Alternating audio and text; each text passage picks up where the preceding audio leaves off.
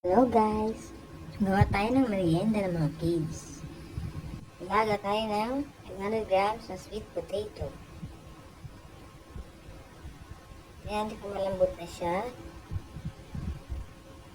Malambot na, darugin natin siya.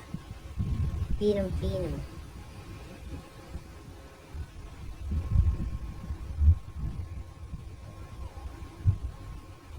Ilaga tayo ng 1/2 cup sugar, 1 cup all-purpose flour, at 2 packs ng breadstick.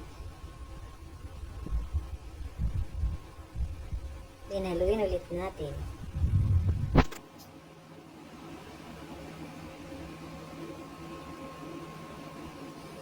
Haluin natin mabuti guys. Inasahin natin ng ganyan para siya maging parang dough.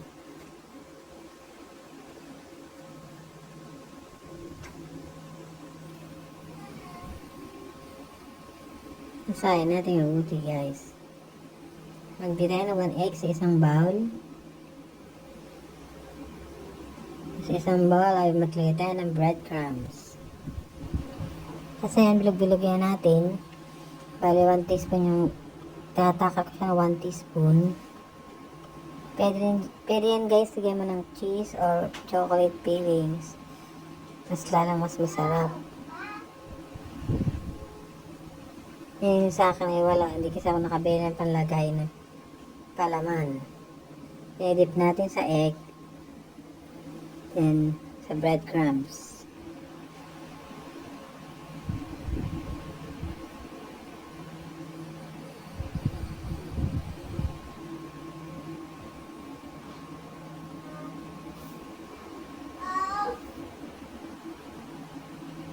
Bali, ang nagawa ko nga pala dyan guys ay nasa 28 pieces.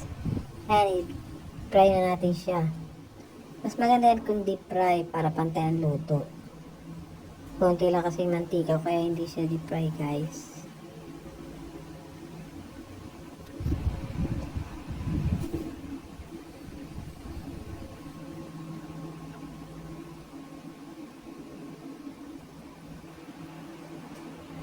Ayan, baliktarin natin.